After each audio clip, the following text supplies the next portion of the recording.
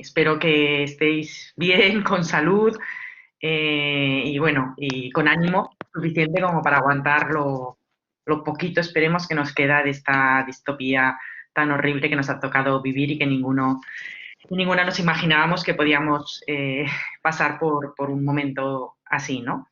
Muchísimas gracias a nuestros ponentes, al público, que es en realidad quien hace luego de masa crítica para ayudarnos en los muchos cambios que pretendemos en la Universidad de Valencia.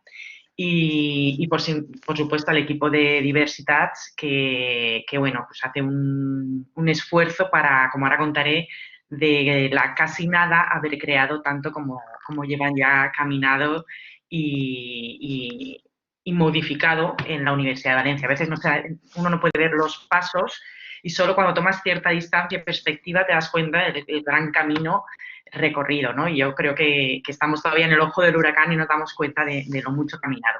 Pero bueno.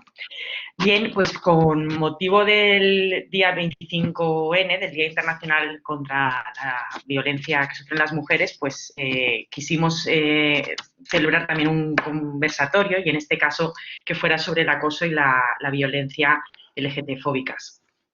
Y de alguna manera pues reflexionar desde este mismo ámbito, pero reflexionar sobre este modelo dominante creado por el hombre y para el hombre que existe en nuestra sociedad y que excluye a todas las personas que no responden a este modelo de masculinidad heteropatriarcal. Y todo aquel que no es invulnerable y que no es productivo queda fuera del sistema.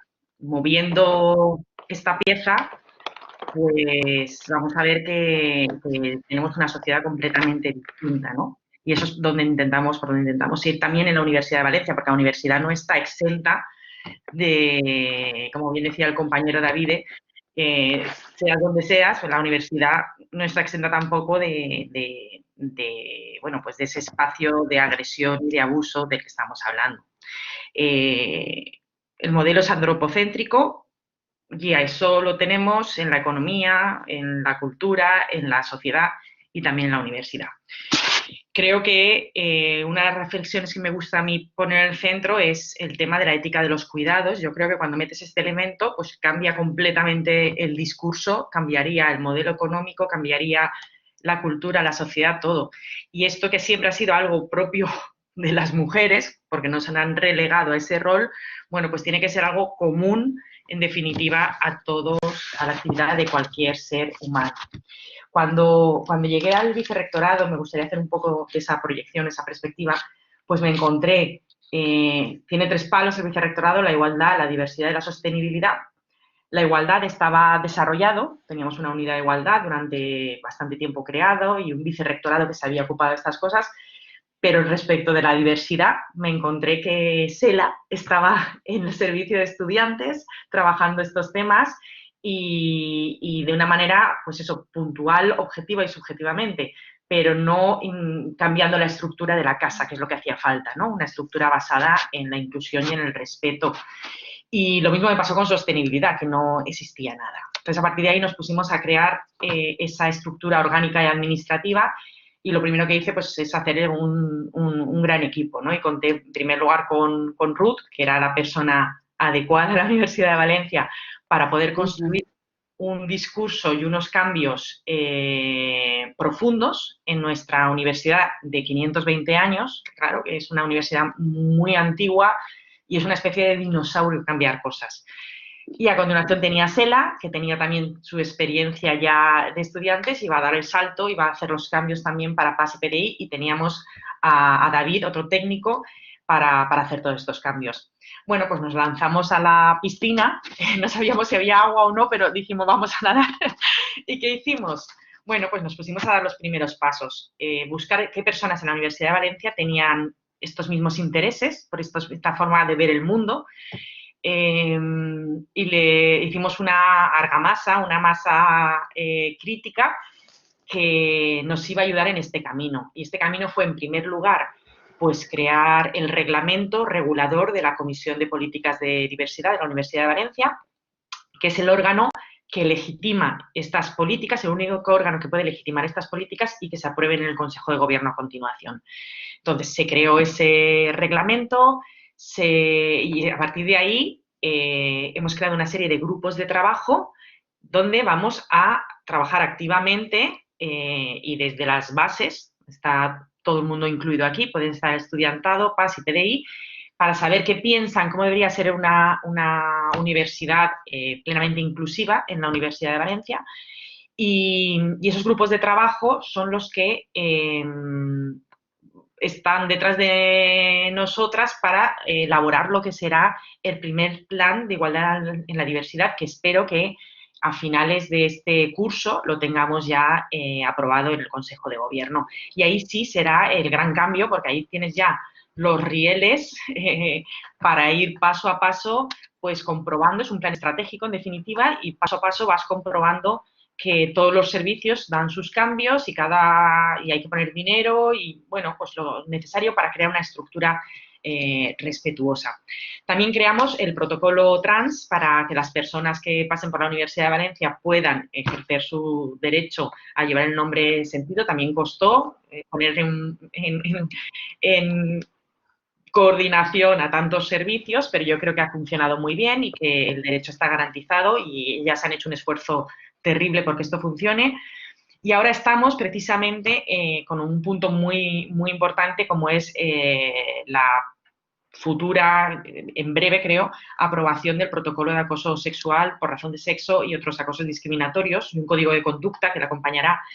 Y aquí tenemos uno de los puntos clave que vais a discutir hoy y que estaré encantada de escucharos es precisamente este, ¿no? Porque hemos hecho un único protocolo porque entendemos que es así, que hay realidades que son interseccionales y se tienen que atender así, pero no ha habido una recepción unánime por parte de los sindicatos y no están de acuerdo, pero yo creo bueno, que debe ser así, que es una oportunidad el hacerlo así y el transitar hacia nuevas formas de ver esta realidad. Y bueno, pues yo quiero escucharos porque con vuestra experiencia pues podréis un poco, tanto desde la perspectiva de estudiantado, profesorado como PAS, creo que podéis aportar mucho para ver estos problemas con los que nos vamos a encontrar nosotras y nosotros próximamente en el cierre de este protocolo. Y bueno, pues trabajando en todo esto, nos pilló la pandemia y me gustaría citar unas palabras de Inerarity que me gusta muchísimo y decía, que vienen al hilo, que esta pandemia no es el fin del mundo, sino que es el fin de un mundo, el mundo de las certezas donde nos creíamos que éramos invulnerables y que el planeta no se agotaba. Y eso es lo que se ha acabado, ¿no? Es el tomar conciencia de esas nuevas certezas. Somos vulnerables, lo hemos visto claramente, no hubiésemos sobrevivido, muchas personas no hubiesen sobrevivido sin la ayuda de su vecindario, etcétera. El planeta es limitado, los recursos son limitados. Hemos visto claramente cómo los derechos sociales han estado en entredicho y siguen en entredicho, pero se ha evidenciado todavía más, ¿no?, en esta pandemia, ¿no? Y derechos como la educación y la sanidad públicas, pues han sido las asignaturas que se han visto más afectadas y más debilitadas por los años que hemos pasado, ¿no?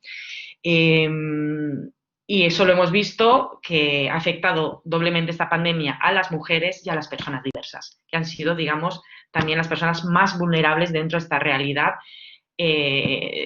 hermética en la que nos hemos visto en nuestras casas. Bueno, desde el vicerrectorado, lo saben bien mis compañeras, intentamos que el ecofeminismo sea un poco la nueva forma de ver esta universidad. Y es nuestra misión como universidad asegurar que el estudiantado que transita esos años por la universidad viva una realidad diferente, vea una gobernanza distinta, las clases, la docencia se le dé de una manera diferente, con una perspectiva de valores, de igualdad, de diversidad, de sostenibilidad que hasta ahora no se le daban.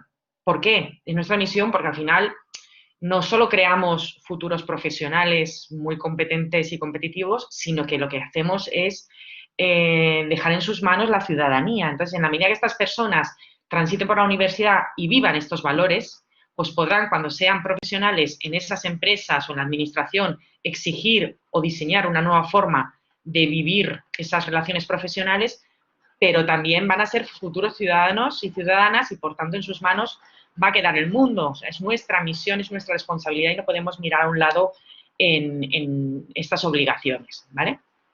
Y bueno, pues yo creo que el conversatorio de hoy va a ser pues un paso más en este camino que empezamos a recorrer hace 2 años y que, insisto, es mucho lo que hemos hecho y solo la perspectiva nos dará un poco una fotografía realista de lo mucho que hemos conseguido y peleado y en eso estamos. Entonces, la rectora quería haber estado hoy, pero no podía asistir, le pasó lo mismo el día 25, entonces nos gustaría poner un vídeo que nos ha enviado y luego ya tiene la palabra Ruth y comenzamos con el debate. Y muchas gracias a nuestros ponentes de hoy.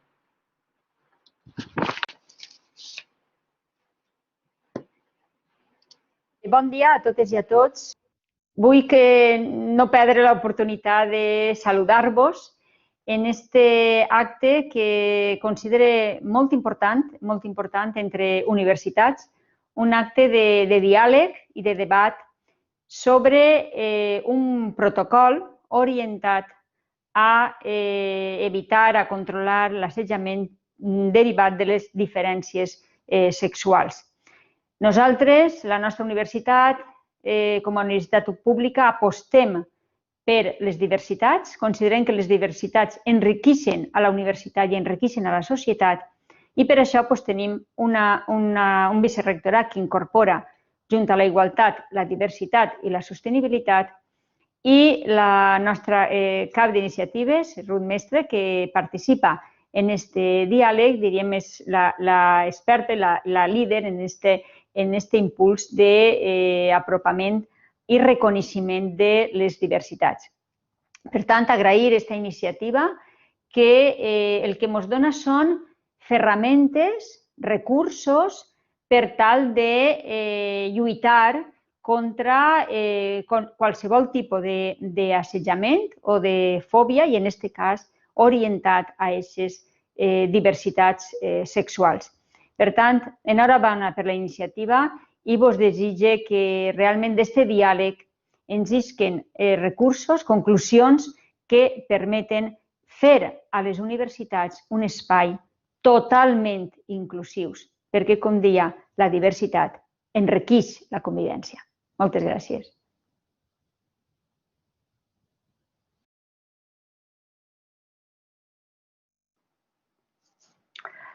Bueno, pues muchísimas gracias, Elena, muchísimas gracias, rectora. Creo que lo tengo que decir al revés. Muchísimas gracias, señora rectora. Muchísimas gracias, Elena Martínez. Gracias, David, por compartir. Y bueno, y bienvenidos todos y todas y todes a este conversatorio que teníamos muchas ganas de hacerlo. Yo me alegro mucho de que lo hayamos podido hacer, de que nos hayamos podido juntar y de que todos los ponentes a los que invitamos nos hayan dicho que sí de entrada y haya sido tan fácil organizarnos, ¿no? Yo tenía además muchas ganas de juntarnos, tenía ganas de escuchar a Bárbara porque la he leído y la he perseguido y he estado ahí intentando, ¿no?, engancharla por distintas razones. Tenía muchas ganas también de conocer a Kumar porque con él hemos crecido un montón, Diversitats, yo creo, y tenía también ganas pues de volver a encontrarme con Nacho, con Ignacio Pichardo, porque todas las veces que nos hemos encontrado ha sido como muy provechoso, ¿no? Hemos aprendido mucho y hemos hecho cosas muy chulas en estos 2 años que estamos colaborando. En realidad, nuestra idea es ir debatiendo sobre si tiene sentido o no y cuál es el sentido de esto de juntar en un único protocolo distintos acosos discriminatorios, ¿no? Es verdad, y Bárbara nos contará, imagino, que durante un tiempo, también porque es lo que mandó la ley de violencia, ¿no? ¿Será? O la de, no sé, una de las dos. obligaba a las universidades y a las empresas en general a tener protocolos contra el acoso, digo yo que será la de igualdad porque esto es discriminación. Y muchas universidades tienen esos protocolos, ¿no? Tienen esos protocolos que están centrados en las prácticas, digamos, de acoso sexual y por razón de sexo, ¿no? Sin embargo, ya también desde hace un tiempo, si miramos sobre todo digamos, el mapa europeo, la perspectiva europea, los acosos en derecho europeo y en el derecho entonces que tendría que estar en la mayoría de los estados europeos, se entienden como discriminación. No es una forma de violencia, sino una forma de discriminación. Entonces, esto como que nos cambia un poco la perspectiva, ¿no? Porque ya no tenemos un agresor y una víctima, sino que ya estamos hablando de un problema estructural, porque las discriminaciones tienen sentido dentro de estructuras sociales. Entonces, para nosotras tenía todo el sentido del mundo modificar o introducir en estos protocolos universitarios todas las normas que nos ayuden a luchar contra prácticas subordiscriminatorias, ¿no? Dentro de esta perspectiva de la subordiscriminación de la que habla Maggie Barrere, bueno, a mí me gusta mucho el manejo que hace ella, por supuesto. Es la persona que más sabe de derecho antidiscriminatorio en el Estado español, ¿no? Maggie Barrere, que es profesora de la Universidad del País Vasco. Y ella habla de subordiscriminación, ¿no? Porque dice que es fundamental que pongamos el acento en la relación de poder que hay detrás de una discriminación, ¿no? Y por eso lo de subordiscriminación. Entonces, para ella las subordiscriminaciones consisten en tratos, es decir, en un trato que puede ser por acción o por omisión, y esto me parece que es fundamental en el aula, que produce un daño en el reconocimiento, ¿no? En la forma de que tratas a otro, en la forma que te diriges a él, en la forma en que reconoces o no que su vida, su identidad, su manera de entenderse es valiosa o no lo es. Pero también puede producir un daño en la redistribución de recursos, y ahí tiene tanto que ver el recurso del tiempo que dedicamos a hablar de determinados sistemas de dominio, por ejemplo en las aulas, de los recursos que tienen las universidades para que la gente se forme efectivamente en esta igualdad, de los recursos que tienen las universidades para luchar contra las prácticas subordiscriminatorias, etcétera, ¿vale? Entonces hay ese trato por acción o por omisión que causa un daño en reconocimiento o en redistribución, tiene sentido dentro de un contexto social determinado de relaciones de poder entre grupos. Y esa es la cuestión del derecho antidiscriminatorio, y me parece que esa es la cuestión fundamental, ¿no?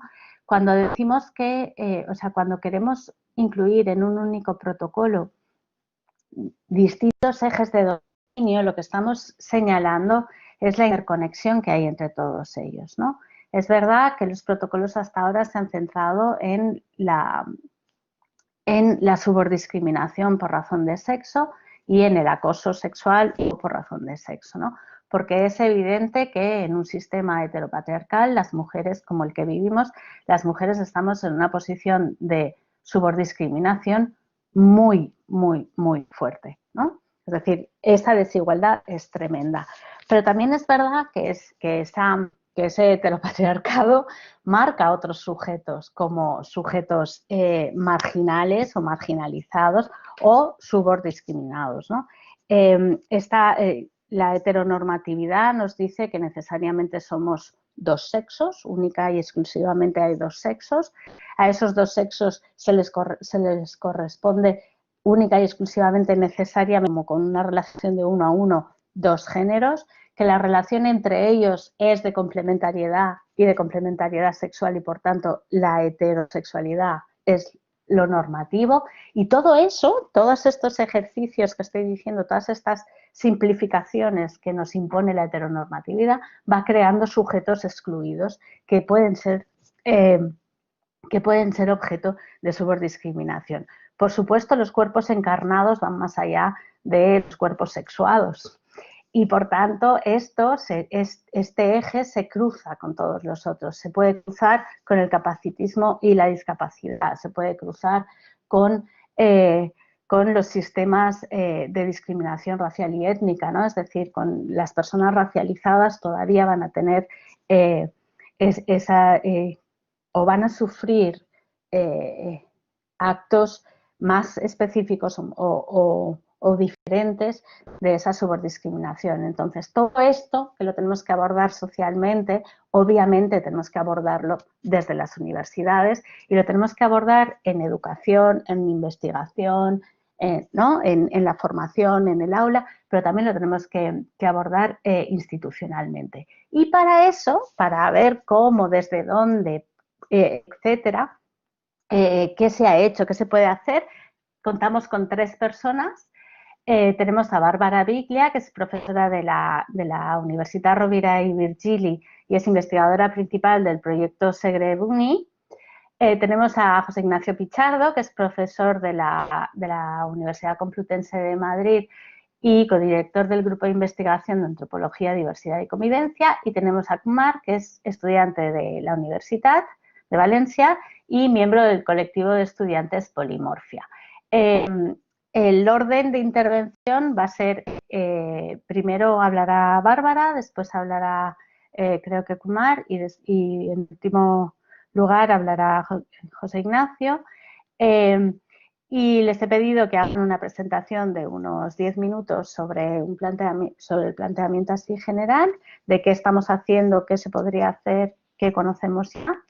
Y luego iniciaremos como un diálogo a 4, ¿no? Me parece que también una cosa importante, y por eso hemos querido que estuviese Kumar con nosotros, es que estos protocolos ya no son protocolos verticales, sino que son también protocolos horizontales, es decir, que tenemos que pensar en las relaciones entre iguales y no solo como... Bueno, hay 2 cosas ahí. Son relaciones entre pares, de estudiantes entre sí y verticales, ¿no? de las relaciones que hay el profesorado y el estudiantado, pero también lo que queremos es que los protocolos aborden la cuestión desde el punto de vista del trabajo para los trabajadores y desde el punto de vista de las universidades como espacios de educación y formación. Así que yo ya me callo porque estoy hablando demasiado y le cedo la palabra a la profesora Bárbara Biglia. Muchísimas gracias, Bárbara. Muchísimas gracias a ti, Ruth, para invitarme, a ti y a Sela para invitarme y a todo el mundo para hacer este acto. Es un placer estar con vosotras y vosotros y vosotras. Y bueno, yo creo que lo que me toca en este momento es un poco dar algunas pinceladas sobre lo que han sido los protocolos y la evolución de los protocolos, especialmente en Cataluña, que es donde lo hemos estudiado más. El trabajo que presento lo hemos realizado en el marco del proyecto europeo USVR Act y ahora actualmente estamos actualizándolos en el marco del Segrebuni y el Segrebuni CatMex, que en cambio es un proyecto, tenemos un nacional y un regional, ¿no? Y mucha parte de la investigación, quiero mencionarlo porque el conocimiento es colectivo y mucha parte de los trabajos sobre los protocolos lo ha realizado Sara Caliero, que ha además hecho una tesis muy bonita sobre ello, ¿vale? Entonces, nosotras hemos empezado en el USVR investigando un poco sobre ese elefante en la habitación, que son las violencias sexuales y de género en las universidades, que están todavía muy poco investigadas aquí en nuestro contexto. Hemos empezado hace unos 6 años y así, y sí que había ya algunas investigaciones. A mí me parece muy importante reconocer que sí que ha habido bastante trabajo anterior, pero todavía estamos en una fase que creo que es incipiente. Somos pocas y pocos los que investigamos sobre esto, ¿vale? Y en esta investigación la idea era formar a personas dentro de la universidad que pudiesen atender a hacer un primer reconocimiento y una primera atención a las personas que sufrían violencias sexuales y de género. Hemos visto que obviamente era importante en ese sentido que quien hiciese esta formación también tuviese un conocimiento de cuáles eran los instrumentos legales o de acompañamiento dentro de las universidades, y por esto hemos pasado al análisis de los protocolos. Sin embargo, nuestro análisis no ha sido de tipo legal, porque no venimos del campo legal, sino ha sido más bien un análisis de tipo sociocrítico desde una perspectiva feminista, ¿no? Entonces, lo primero que nos hemos dado cuenta es, bueno, hay tres elementos, que es cómo se diseñan y por qué los protocolos, quién participa en ellos y cómo luego se implementan, ¿vale?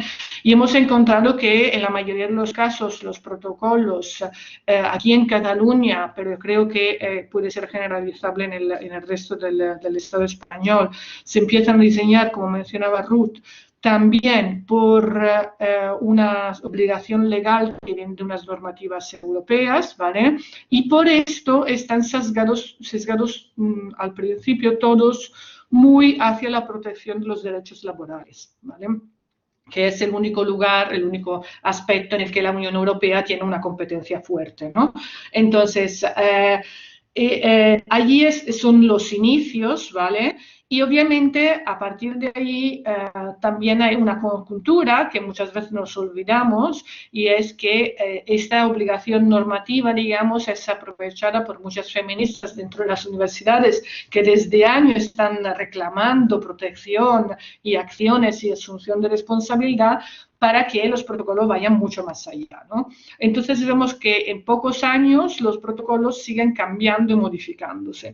Una de las cosas curiosas en el contexto catalán es que estos protocolos, cada universidad hace el suyo y al principio no se aprende el uno de los otros, y entonces ves cosas que dices, pero ¿por qué si en este ya estaba mucho mejor, aquí se va así? En cambio, hemos notado que en los últimos años, afortunadamente, estamos aprendiendo las unas de las otras, y entonces básicamente cada nuevo protocolo que sale tiene una cierta mejoría respecto a los protocolos anteriores, ¿vale? En ese sentido, en Cataluña marca un hito muy importante por el cambio, la aprobación de la ley contra la LGTB-fobia en el contexto catalán, que ya sabemos, creo que en Valencia también tenéis una propia en la Generalidad, pero a nivel nacional no hay una, ¿vale? Y esto marca muchísimo el hecho de que los protocolos empiecen a introducir el acoso LGTB-fóbico dentro de los posibles acosos a tener en cuenta en los protocolos, ¿vale? Entonces, casi todas las universidades los modifican de esta manera, y una de las opciones preferenciales que hay es el tener un protocolo único en ese sentido, ¿vale? Porque se reconoce que las raíces del acoso sexual o de las violencias de género hacia las mujeres, sean cis o trans, es el mismo acoso, es la misma raíz que tiene que ver con los acosos LGTB-fóbicos, ¿vale? Y por lo tanto se trabajan conjuntamente. Hay algunas universidades que aún están debatiendo sobre esto. Por ejemplo, tuvimos una reunión con la UB el otro día hablando de este tema, pero bueno, como no hay mucho tiempo, no voy a entrar demasiado, si acaso después, ¿vale? La cuestión de la interseccionalidad es mucho más limitada, sé lo que son los protocolos, pero de todas maneras tenemos que pensar que los protocolos son unas herramientas que desde nuestro punto de vista son muy limitadas en general, porque tienen un enfoque básicamente punitivo, y además es un enfoque punitivo curioso en el sentido que, claro, las competencias de la punitiva en las universidades son muy pocas, ¿vale? Y entonces hacer este enfoque punitivo hace que muchas veces en los casos más graves de acoso o violencia los protocolos tengan que pararse esto es algo que creemos que es muy grave porque deja mucha desprotección por parte de las personas que se sienten agredidas. Este es uno de los elementos fundamentales, y otros elementos muy importantes de limitación de los protocolos es que no todos los sujetos que habitan en las universidades están reconocidos. Por ejemplo, las personas que hacen trabajo como personas externalizadas, por ejemplo, las mujeres de la limpieza o las mujeres que trabajan en las cafeterías, y principalmente de mujeres, porque son la gran mayoría de las que hacen estos trabajos, ¿vale? Quedan completamente desprotegidas y no están reconocidas en los protocolos. Además, otra de las limitaciones claras es dónde tiene que ocurrir, disculpar, ahora lo apago, dónde tiene que ocurrir la violencia, en cuanto normalmente los protocolos no incluyen la protección a aquellos, de aquellas violencias que ocurren, disculpar que estoy intentando apagar, pero no me deja, que ocurren fuera del espacio físicamente universitario, ¿vale? Y entonces, por ejemplo, si ocurre en una fiesta fuera o en otro lugar, desaparece, ¿vale? Entonces, yo creo que ya he llegado a mis tiempos máximos.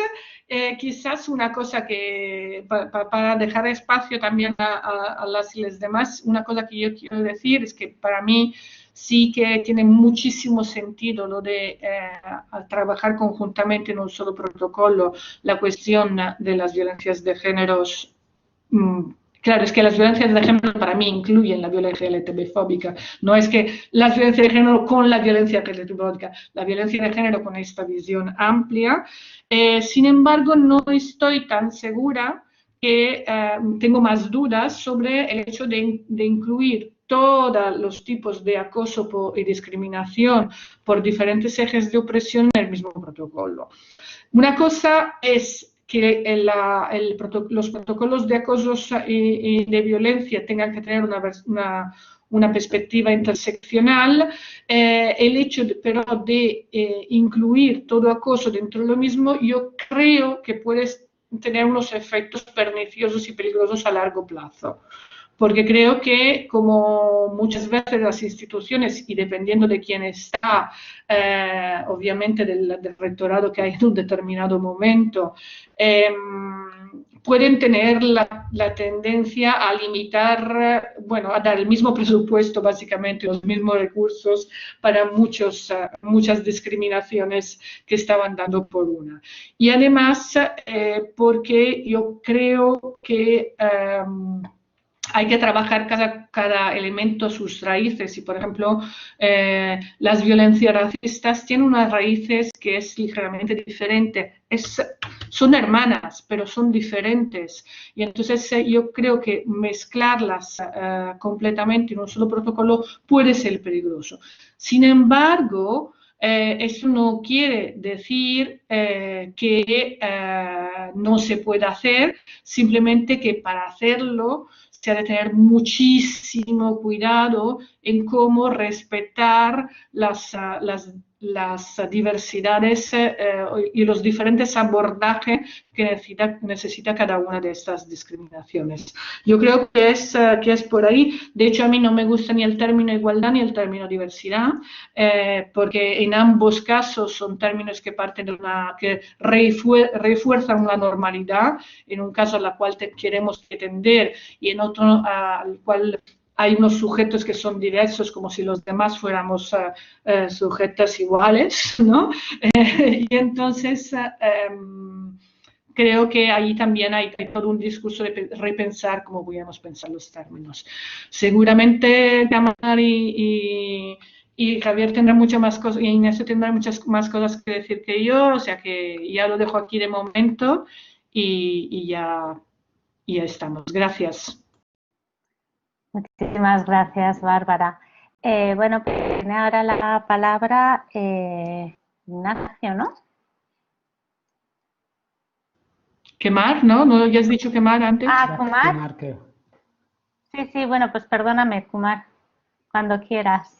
Me da igual el orden. Aviso de que... Hola, buenos días. Aviso de que se me está yendo un poquito la conexión porque mi hermana también está en clase y mucho internet.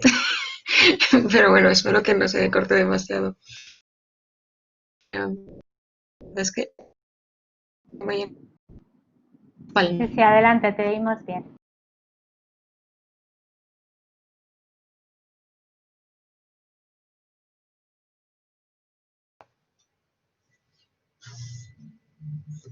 Perdonad.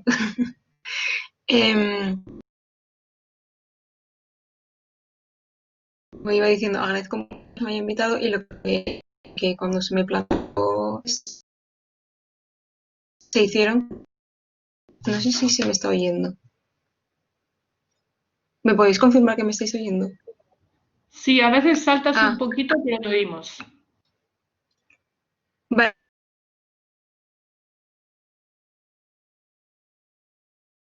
Pues tanto habla.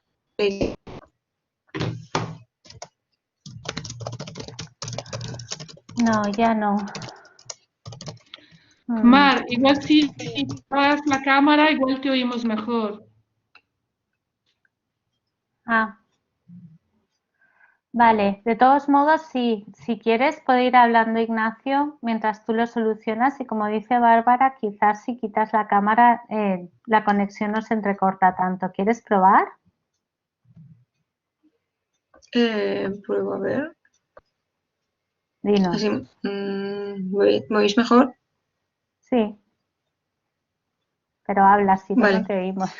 pues entonces, vale, vale. Bueno, pues que cuando se planteó las preguntas, ¿no? Cuando me planteasteis el tema, es como si el alumnado es capaz de identificar este tipo de situaciones discriminatorias y si se siente como empoderado para hacer algo al respecto, digamos, ¿no? Para tomar manos en el asunto, tomar acta en el asunto. Entonces, creo que quizás habría que diferenciar, ¿no? Como decíamos antes, entre los que son discriminaciones entre iguales versus en discriminación en vertical. Es decir, no es lo mismo cuando te viene de otra persona de tu misma clase, por ejemplo, de tu grupo, que cuando es el profesor que está en la tarima, lo ves desde más lejos, ¿no? Como que hay una jerarquía ahí. Entonces, eh, claro, además es que cabe el hecho de que pues cuando tal he ido como preguntando a mis compañeros tal qué pensaban al respecto y lo que he visto es que depende muchas veces de la facultad.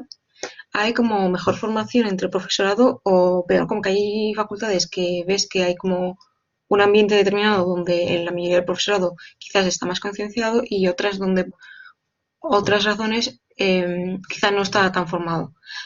Aparte, pues sí que es verdad que hay disciplinas que son más dadas a que salgan ciertos temas versus otros, ¿no? Por ejemplo, y yo qué sé, es por ejemplo, justo me llamó la atención ayer que me, en las facultades de economía no sale tanto el tema, porque como mucho va a salir el tema del IRPF en el matrimonio si son del mismo, o sea, que vas a decir, se hace exactamente igual.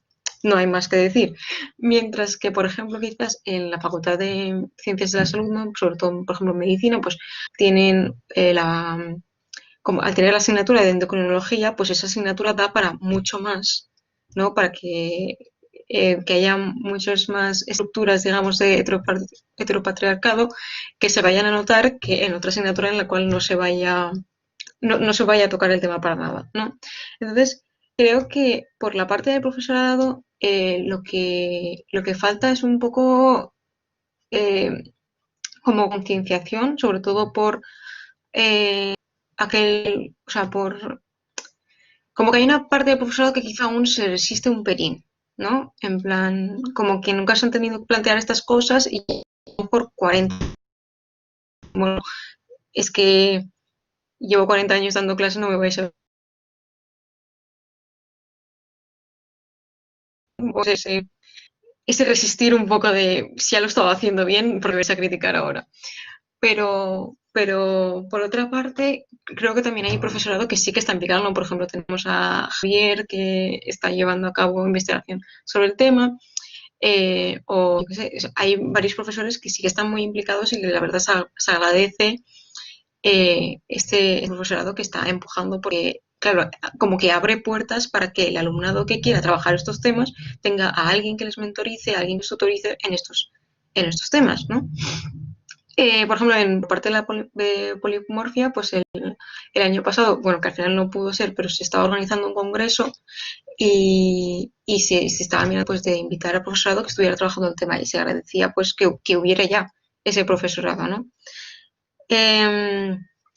Luego, eso por una parte. Y luego, por otra parte, en cuanto a digamos, discriminaciones entre iguales, sí que quizás lo que pasa es que creo que la cosa de la universidad es que no es, por ejemplo, el ambiente de instituto, que en el instituto, como que sois los mismos 30, 20 todo el rato, os veis a todas horas y vivís mucho más juntos, ¿no? Vivís mucho más en conjunto.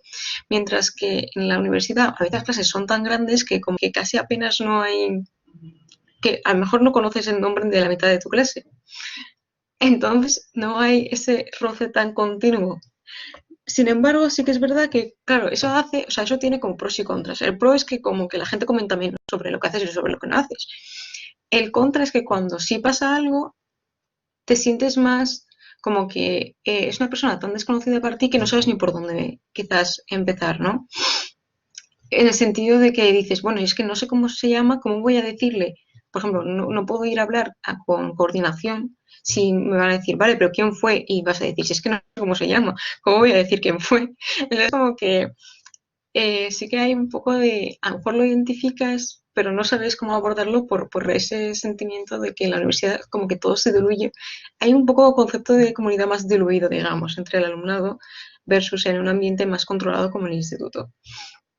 Pero eso no significa que, o sea, identificar las situaciones discriminatorias sí que no considero que por parte del alumnado sea algo que no esté funcionando, que no esté pasando, ¿no?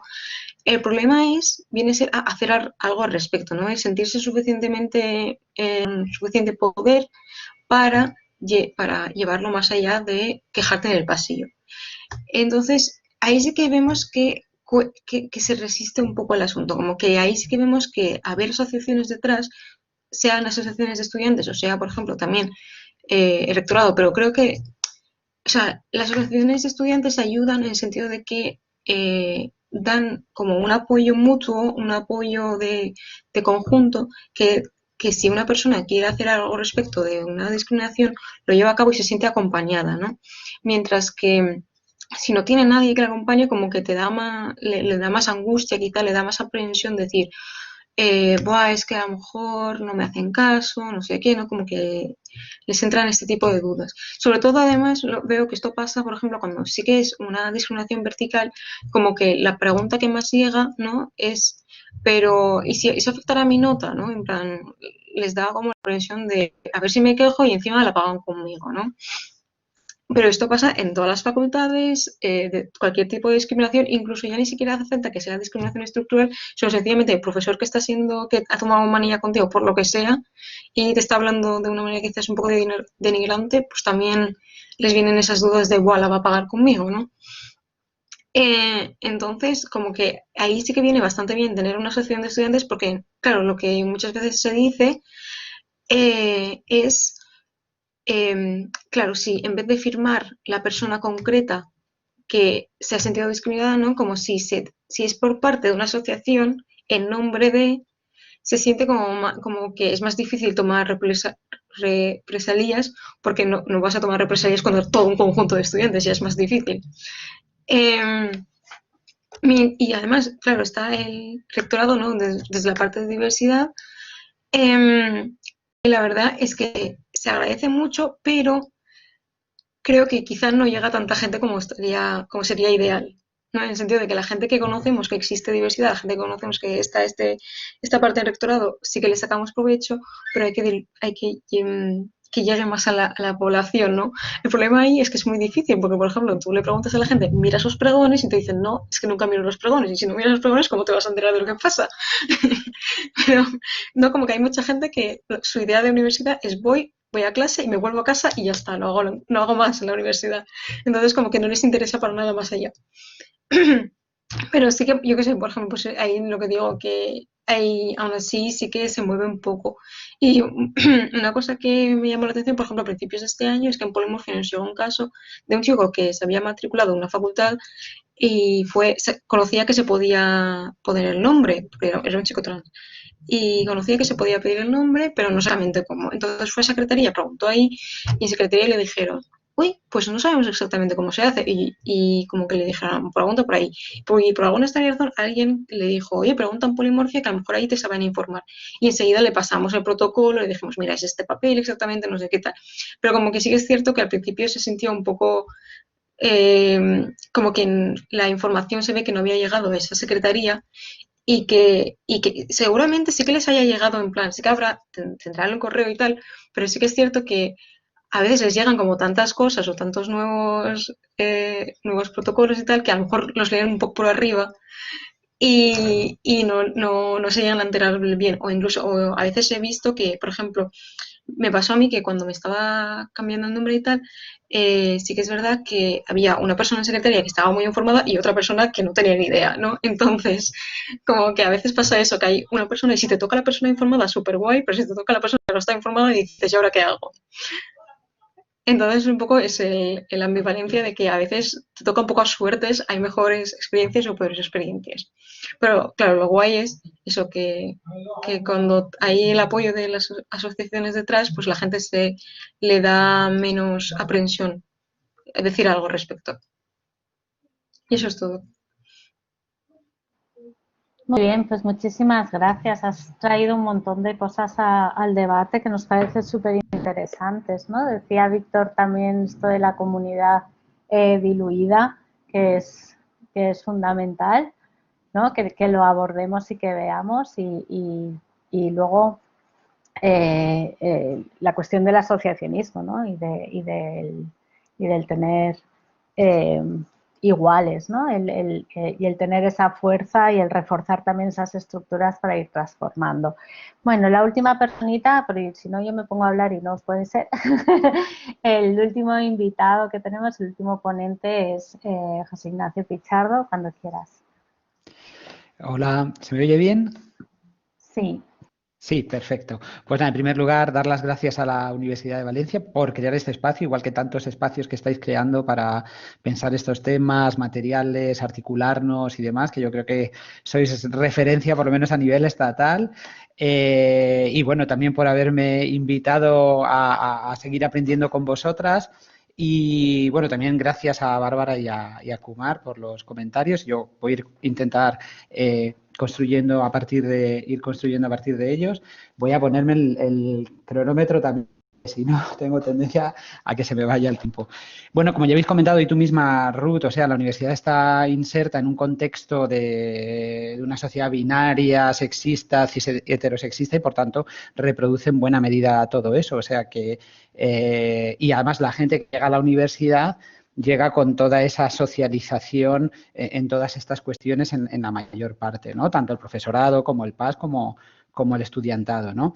Pero yo sí que creo que la universidad es una oportunidad y eso sí que sale en muchas investigaciones, ¿no? Sobre todo para la gente que viene de secundaria, si estamos pensando en estudiantes, ¿no? Una oportunidad de rupturas biográficas, de cambios y demás. Y aparte de todo, yo sí que pienso que la universidad tenemos que ser un poco ahí referencia, ¿no? Y a nivel social, ¿no? No podemos ir a rebufo de lo que pasa en la sociedad, sino que tenemos que ir por delante, ¿no? Ser como una especie de espacios donde todas estas cuestiones se vayan trabajando y creando esa sociedad diversa, aunque no te gusta, Bárbara, que reconozca todas las diversidades, etcétera, etcétera. Pero bueno, entonces partamos de la base. En la universidad existen las violencias LGBTI-fóbicas, no solo pensando en cuestiones de acoso, sino en cuestiones, pues desde cuestiones arquitectónicas, ¿no? Temas temas de baños y demás, todas las cuestiones burocráticas y todas las cuestiones simbólicas y lo que pasa en las aulas, ¿no? Es decir, que pues todo el tema de comentarios, de ejemplos, de chistes o bromitas y demás, ¿no? Yo os comento un poco, aunque luego va a estar Mercedes por aquí, que es la delegada del rector para diversidad, la experiencia que nosotros, cuando yo estaba coordinando la Oficina de Diversidad Sexual y de Identidad de Género en la Complu, tuvimos con el tema del protocolo. Que el protocolo, como muy bien ha dicho Bárbara, es uno más de los instrumentos y yo creo que eso lo tenemos que tener muy claro. O sea, desde la unidad de diversidad y desde la oficina, el protocolo era un instrumento más de todo lo que tenemos que hacer en las universidades para trabajar estas cuestiones. Y fue muy interesante porque desde la unidad de igualdad, o sea, en la Complutense hay una unidad de diversidad y una unidad de igualdad, como en muchas universidades, fueron las compañeras de la Universidad de Igualdad las que nos contactaron y nos dijeron, estamos trabajando en el protocolo contra el acoso sexual y sexista, ¿queréis que incorporemos la orientación sexual, identidad y expresión de género o vais a hacer desde la oficina uno distinto? Y nosotros tuvimos clarísimo desde el primer momento que no queríamos hacer uno distinto, que preferíamos un protocolo conjunto. En primer lugar, por otra cuestión que también yo creo que has comentado tú, Ruth, y también Bárbara, esto forma parte del mismo sistema de discriminación y de subordinación, que es el sistema sexo-género. Hay muchísimos elementos que están operando en común. Y en segunda parte, algo que no se ha dicho, pero que yo creo que es muy importante, toda la cuestión logística. O sea, es decir, imaginaos si ya este protocolo creaba yo qué sé, una comisión, una ventanilla, vamos a llamarlo así, ¿no? Es algo que ha salido.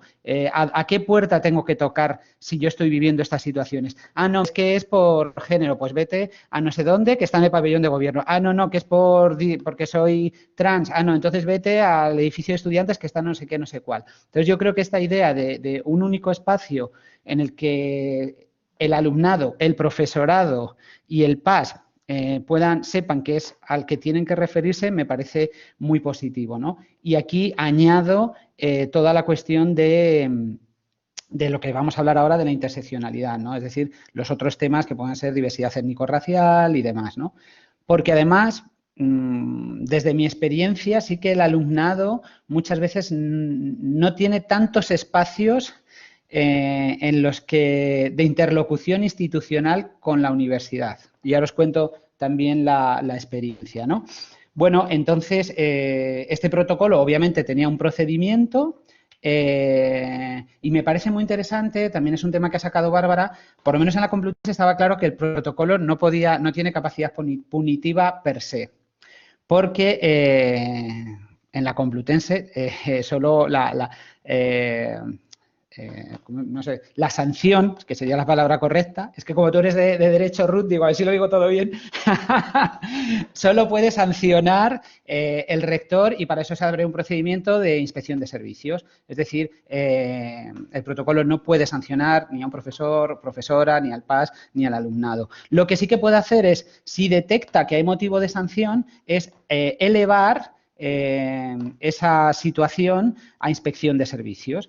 Entonces, eso me parece también muy importante. Y, porque claro, depende de lo que pase, pues claro, si te están llegando a una situación de acoso sexual, es que a lo mejor ni siquiera es inspección de servicios, hay que ir a la policía directamente. No sé, entonces, yo creo que sí que es importante que exista esa ventanilla y que desde esa ventanilla quizás se ayude a la persona que está viviendo esa situación, a la víctima, por así decirlo, entre comillas, en ese proceso. Y en este sentido sí que me parece que la experiencia, porque en la Complutense ese protocolo establecía un procedimiento en el cual había una persona de fuera que hacía lo que ellos llamaban, o ellas, el peritaje, que a lo mejor no es la palabra más correcta, pero bueno, que sería un poco la instrucción, y que también me parece muy importante que era anónima. Porque es un tema que ha salido, es decir, una estudiante, un profesor, quien quisiera podía ir y hasta un cierto punto era anónima. Y también me gustaría señalar otro elemento que surge de esta experiencia, porque yo estuve en algún caso llevándolo, que muchas veces el alumnado o la persona que está viviendo esa situación no quiere que haya una sanción.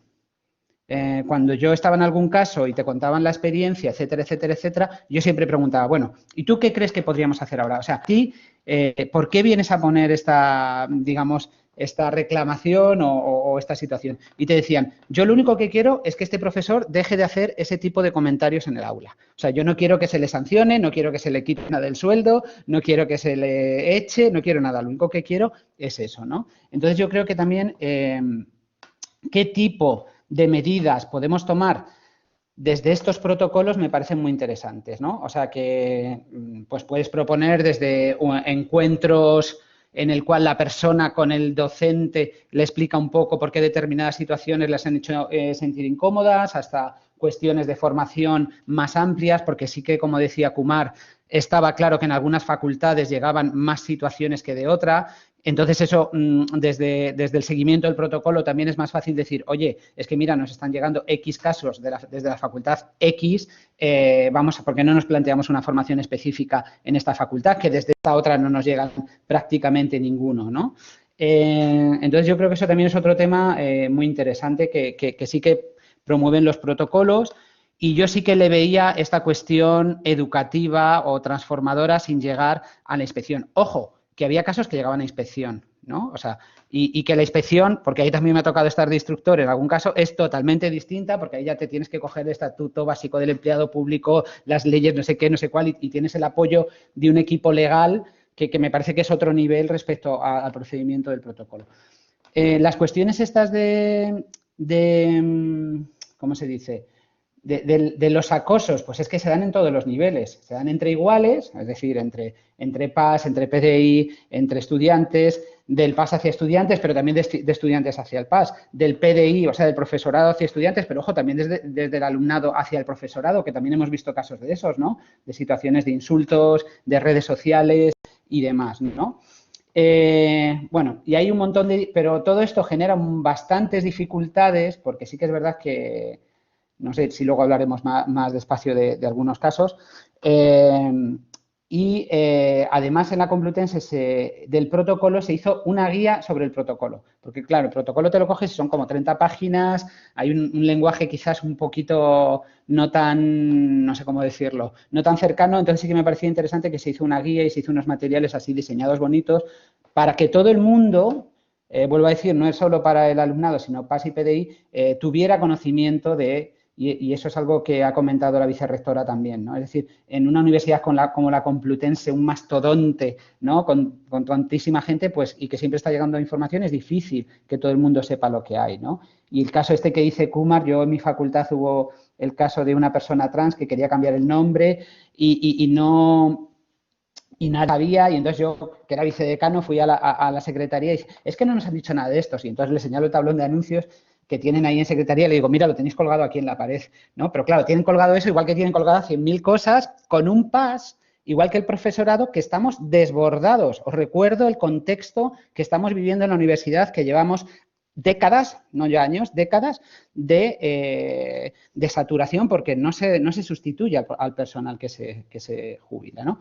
También se hizo en la universidad una guía sobre todo el tema de prevención de la discriminación étnico-racial, especialmente para personas afrodescendientes, que fue muy participativa, que se hizo con alumnado y con profesorado. Y como ha dicho Mercedes García, ahora estamos en un momento de cambio porque este protocolo que estaba funcionando hasta ahora se va a revisar totalmente, o sea, porque sí que ha habido algunos problemas con todo este tema de los peritajes, de cómo vive la gente esas situaciones.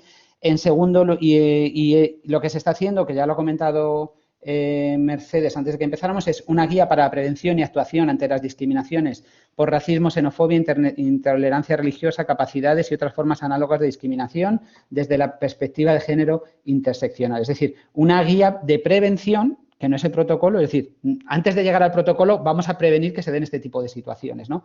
Pero, a ver si está Mercedes o luego nos puede comentar, el protocolo que se está haciendo ahora sí que va a ser para cualquiera de estas discriminaciones, con un proceso común y con una ventanilla común. Y creo que más o menos, a ver que vean, pero creo que llevo 10 minutos ya. Y como vamos a, sí, 11. Ya está, muchas gracias. Bueno, muchísimas gracias a los tres. Yo creo que ya han ido saliendo un montón de cosas interesantes.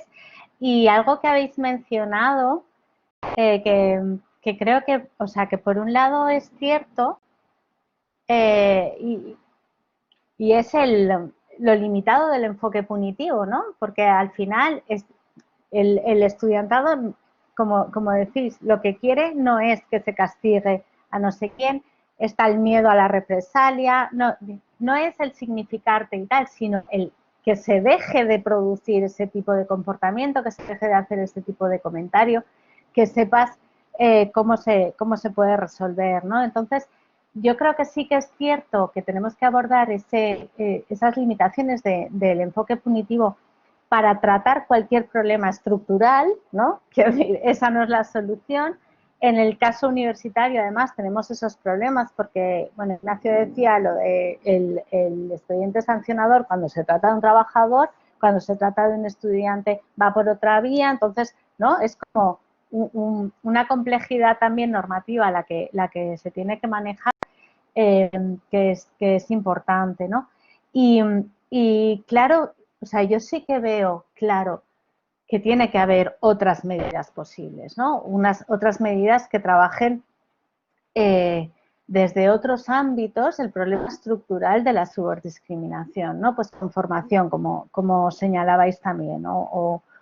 Y esto que mencionabas de, por ejemplo, hacer el seguimiento por facultades, me parece que puede ser interesante, ¿no? Aunque Kumar también decía, bueno, a lo mejor en algunas se da más, o sea, se habla de cosas que hacen que pueda haber más comentarios de ese tipo que en otras, ¿no? Pero, y a lo mejor esas habría que reforzarlas, ¿no? Entonces, a mí me parece, sin embargo, que esas otras medidas son complementarias, o sea, todo eso, los protocolos no tienen que solucionar todo eso, el protocolo tiene que actuar en el momento en el que ya, digamos, la prevención no ha funcionado. Y en ese sentido, claro que tenemos que tener como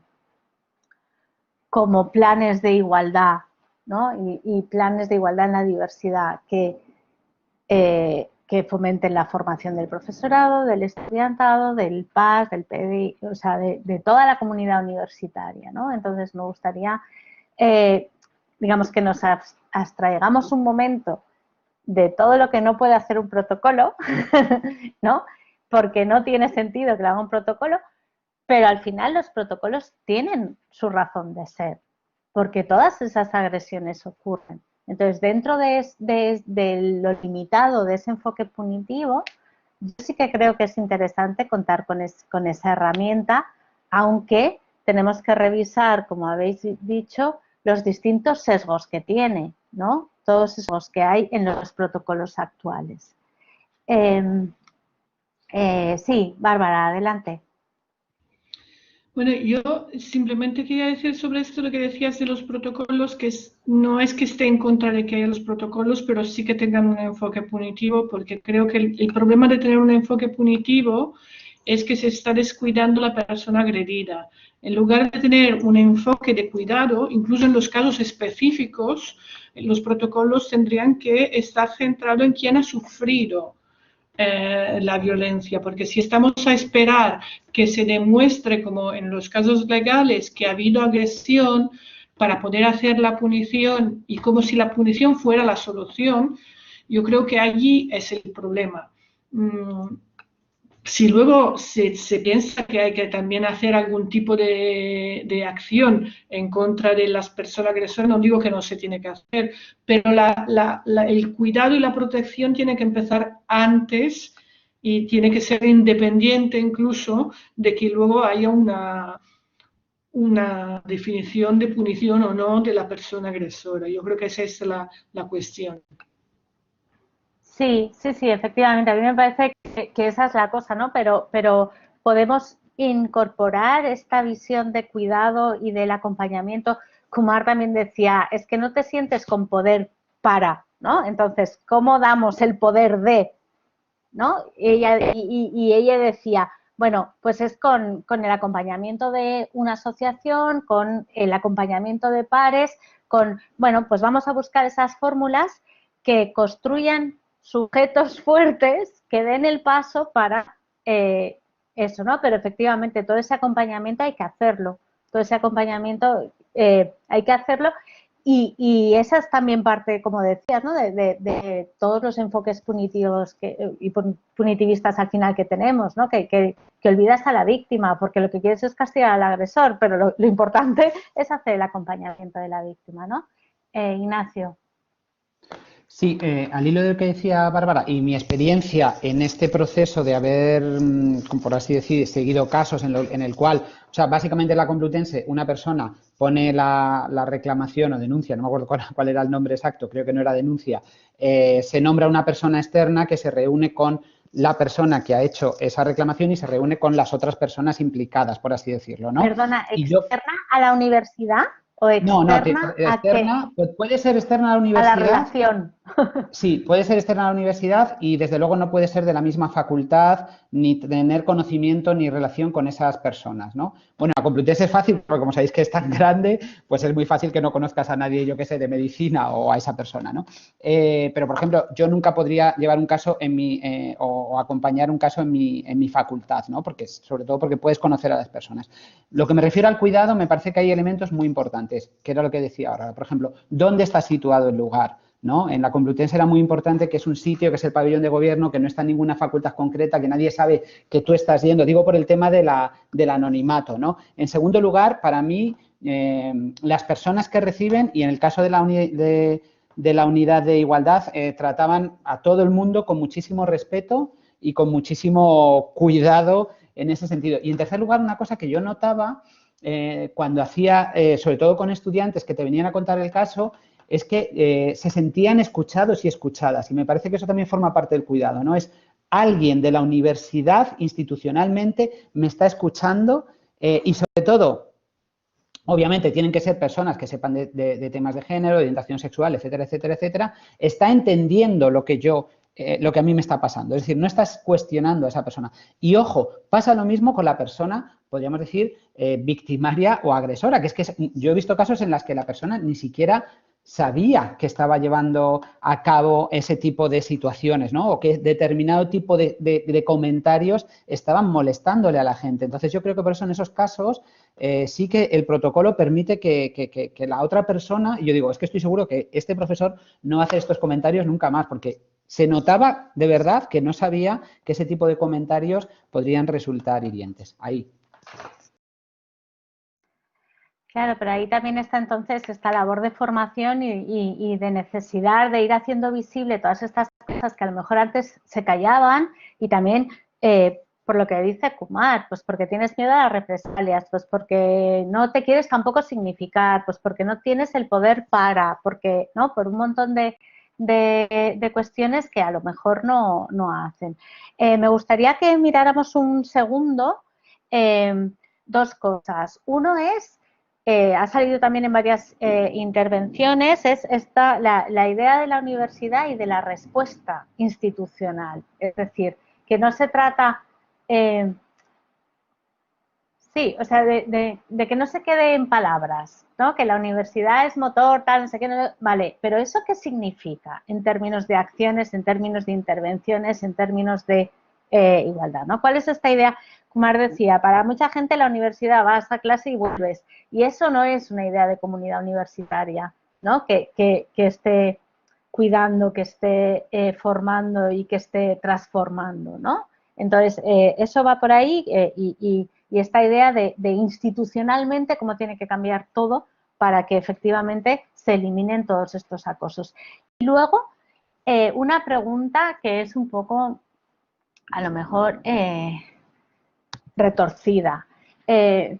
Porque vais como eludiendo y decir, sí, no, lo LGTB fóbico está claro que es lo mismo que, ¿no? O sea, está claro que el protocolo tiene que unir la discriminación por razón de sexo y el acoso sexual y LGTB fóbico. Pero el resto de discriminaciones pues ya no lo tenemos tan claro, pues porque ahí ya se complican más las cosas, pues porque tal. Y sin embargo, todos esos comentarios siguen estando ahí. Es decir, o sea, la comunidad gitana, por ejemplo, es el ejemplo sistemático que se pone en derecho penal o que se pone en trabajo social, ¿no? Entonces, y eso es estigmatizante, refuerza estereotipos, etcétera, ¿no? Entonces, ¿pensáis que, aunque solo sea, o sea, pensáis que solo tiene sentido unirlo desde un punto de vista estratégico de la ventanita que has, ¿no? De decir, bueno, lo que no puede ser es que la gente no sepa dónde acudir al final o que lo tenga que tenga que ir de puerta en puerta diciendo, buenas, esto que me ha pasado, te lo tengo que contar a ti o tengo que ir a otro lugar, ¿no? ¿Pensáis que es solo estratégico o que realmente forma parte de esta idea de transformar mastodonte que es la universidad? ¿Puedo, ¿puedo ir yo primero? Sí, adelante. O sea, yo creo que en cuanto a la segunda pregunta de si se podría unir o no, a ver, o sea, sí que le veo la ventaja desde el punto de vista, como tú dices, de estratégico, de no tener que ir creando más fricción para la persona que va a expresar esa situación en la cual se ha sentido mal, ¿no? Porque si cada vez que vas a llamar a un sitio te dicen, imagínate, si es por llamada, ¿no? Vas a llamar a un sitio y te dicen, no, tienes que ir a no sé qué, y cada vez tienes que hacer más llamadas, como que al final, a la tercera vez, ya te has rendido, ¿no?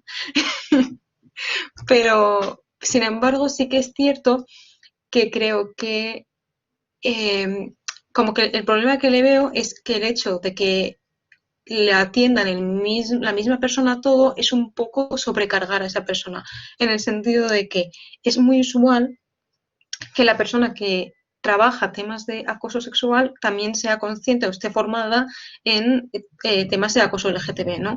Pero no es ya tan usual que, porque como que van muy unidos tanto en literatura científica, digamos, como que a nivel sociológico, ¿no? Como que hay muchos puntos en los cuales se cruzan. Pero luego, por ejemplo, como tú dices, ¿no?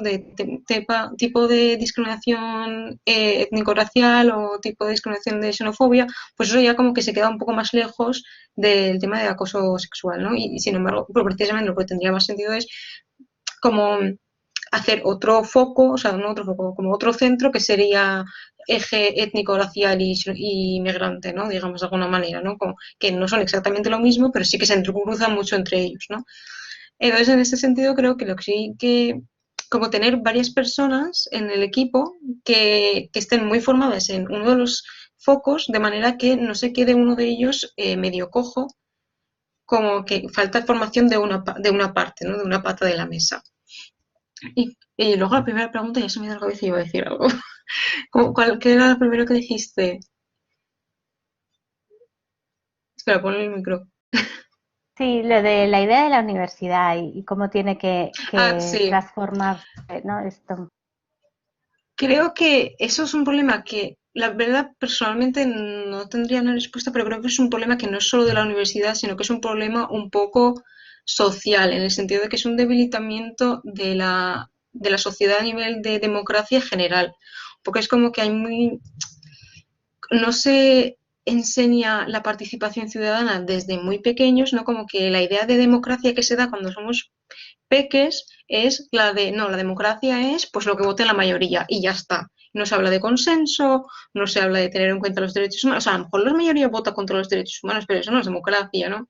Como que se da una visión muy simplificada y muy retorcida de lo que es la democracia y entonces se arrastra esa visión y se lleva a la universidad. Y lo que estaría guay quizás es empezar desde incluso, ¿no? Como no empezar desde la universidad, que está bien hacer algo en la universidad, obviamente, pero incluso lo que yo vería más interesante es empezar desde el colegio, desde el hecho de que empezar a concienciar de qué es realmente como que la democracia no es solo pues votamos para el examen qué día es y si la mayoría votan lunes, aunque resulta que a alguien le viene muy muy mal lunes, hacemos lunes y ya está, ¿no? Como que esa idea muy simplificada, digamos. Sí, Y nada, pues. total. Sí, gracias. Sí, pero yo creo que esa idea es fundamental y quizá ahí está lo de la participación también en la creación de los planes de igualdad o ¿no? en estas, en diversificar las medidas que se toman para transformar la realidad.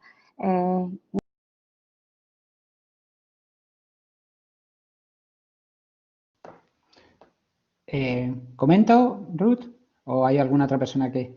Vale, o sea, yo sí que, no sé, yo sí que me pringo, o sea, yo sí que creo que puede ser un protocolo contra todas las discriminaciones. Creo que es más operativo. Aparte de la ventanilla, pensemos desde la universidad la falta de recursos y pensemos también que incluso yo oí a Miguel Lorente, ¿no?, de la Unidad de Igualdad de Granada, decir, ojo, solo con el tema del sexismo, si nos lo tomáramos en serio, de verdad, desde las universidades, hiciéramos difusión, no estamos hablando de cientos, estamos hablando de miles, ¿no?, de situaciones y de reclamaciones. Desde la universidad vamos a poner los recursos para dar respuesta a todas y cada una de esas reclamaciones, ¿no? Es decir, yo creo que eso es algo que hay que también, que apostar por todo esto significa personas, significa recursos, y no es que la persona que estaba en la unidad de igualdad además ahora lleve LGBTI y además ahora lleve étnico-racial y además ahora lleve discriminación religiosa y además, o sea, eso no es una apuesta, yo creo, institucional por trabajar estos temas, ¿no? Vuelvo al tema de lo de los recursos y demás. Y luego sí que creo que hay una parte, y esto también desde mi experiencia, que hemos aprendido del feminismo y que es muy fácil ver en otras discriminaciones. Yo, por ejemplo, hubo una situación en la facultad de un caso que era un comentario totalmente islamófobo y personas que están súper concienciadas y tal comentaron, bueno, pero claro, el comentario no era para tanto. Y entonces yo les dije, mira, esto es lo mismo que os pasa a las mujeres. O sea, que un día a ti te digan una cosa no pasa nada, pero no sabemos si este chico esta mañana, antes de salir de casa, ha recibido un comentario islamófobo, en el metro ha escuchado no sé qué cosa y ahora lo último que le falta es que llegue a la universidad y oiga este comentario de un conserje, ¿no? Entonces, pero ese paralelismo entre esas microagresiones, que no son tan micros para las personas que lo sufren, yo creo que sí que hay mucho que hemos aprendido del feminismo que sí aplica en cierto sentido o que sí que sirve para entender otras situaciones de, no me acuerdo cómo lo has llamado tú, subordiscriminación.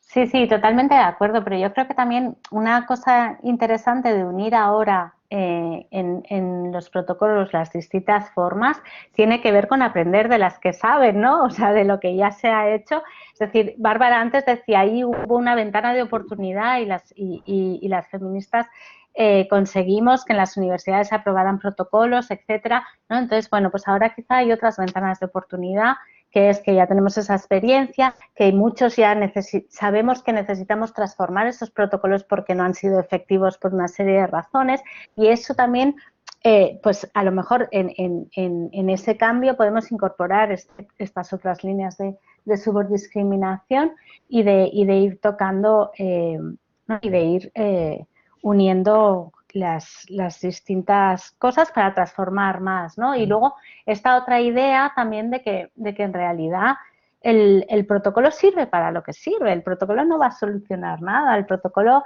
tiene que ser el último recurso, ¿no? Es decir, lo que tenemos es que transformar todo lo otro con esos planes a lo mejor de igualdad que tenemos que plantear.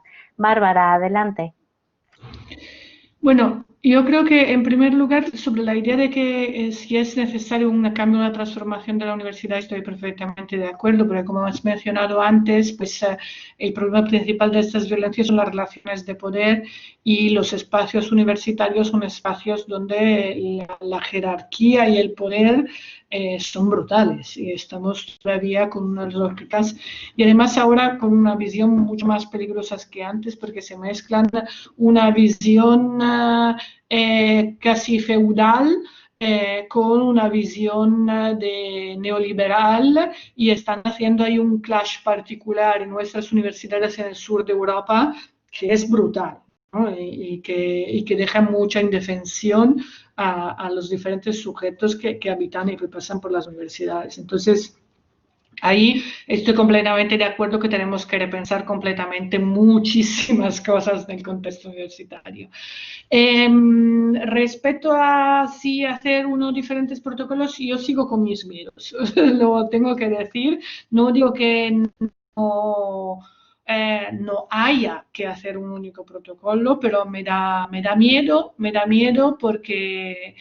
porque lo he visto hacer en diferentes lugares donde después se ha difuminado todo. Por ejemplo, muchas veces en las universidades en Inglaterra hay algunas donde ahora se habla todo de diversidad y entonces ya no se pierde la reivindicación política. Es un poco como, bueno, ya tenemos nuestra oficina de diversidad, lo más político ya no está, ¿no? Y esto me da mucho miedo, especialmente porque en los contextos locales también la aplicación de los protocolos hemos visto que depende muchísimo de las voluntades del equipo electoral.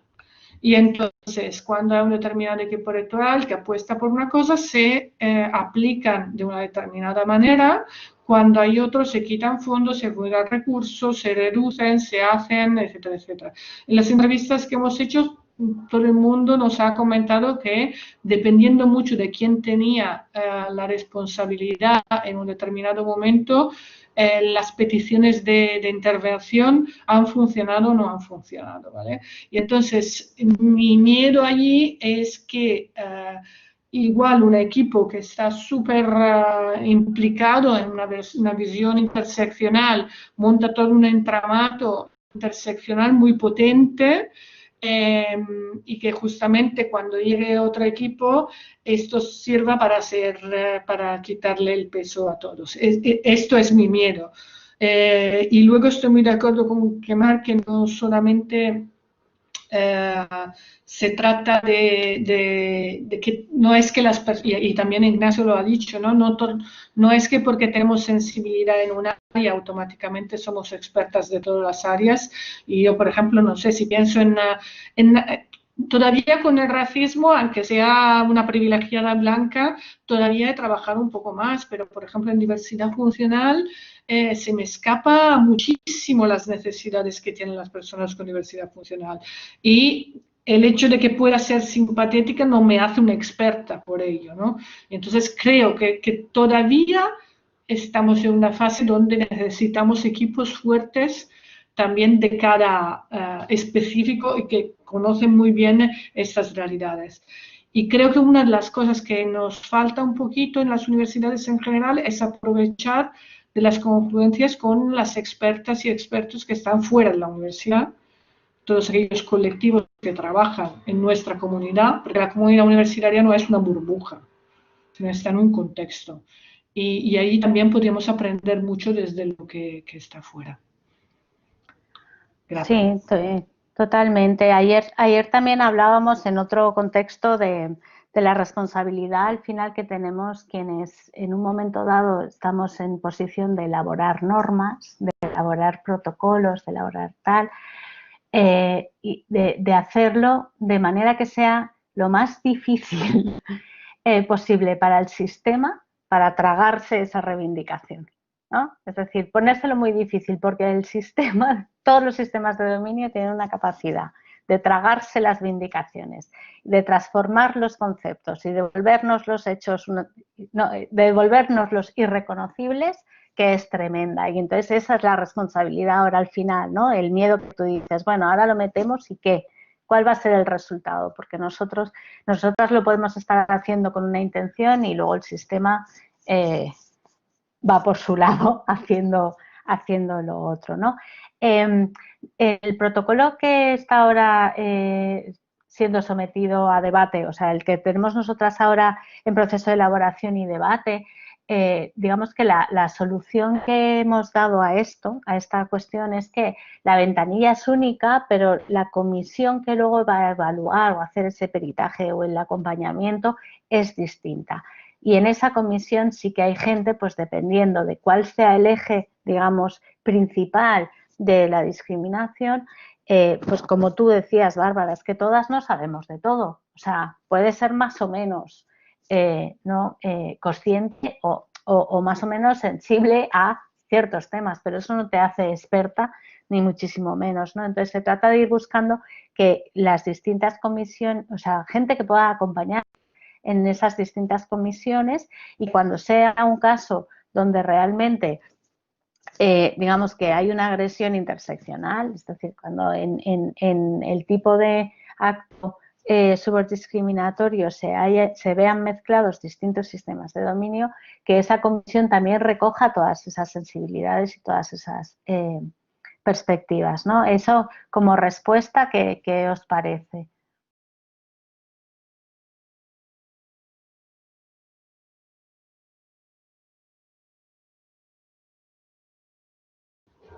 A mí no se me quita el miedo, lo siento.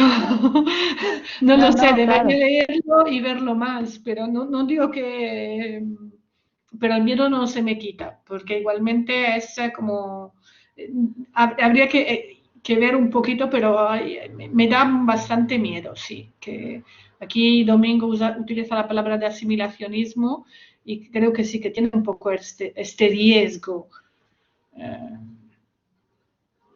Y creo que, sobre todo porque estamos en una etapa todavía, yo creo, inmatura, en el sentido que se ha hecho muy poco trabajo y aún no se reconocen las violencias, ninguna de las violencias. Entonces, claro, cuando estás luchando para que se reconozcan estas violencias en la universidad y aún no se reconoce cada una de ellas y ya las empaquetas todas, yo creo que esto hará más difícil que se visibilicen. O sea, esto es mi miedo que pase, ¿no? Pero es esto, tampoco me he leído el protocolo y tampoco conozco también la Universidad de Valencia como para saber qué fuerza tenéis ahí para evitar que esto pase. Porque, claro, luego, como decíamos, es una cosa que depende mucho de cómo se trabaje, ¿no? Entonces, si lo conseguís, fantástico. Sí. Bueno, tenemos varias palabras pedidas. No sé si Ignacio o Kumar quieren comentar algo más ahora No, o si ya pasamos a las a mí palabras. me parece porque luego de la cuestión esta de la practicidad, ¿no? Cómo lo llevas a la práctica, pues me parece que es lo más práctico, ¿no? Y se entiende, es lo que yo entiendo, que siempre va a haber una persona que va a hacer acompañamiento de ese caso, que va a ser experta en, yo qué sé, la cuestión étnico-racial o de refugio o de la cuestión trans, incluso en el tema de igualdad de género también hay muchas muchas situaciones distintas, ¿no? Entonces yo creo que esa sería la forma, así en la práctica, de combinar las dos cuestiones, ¿no?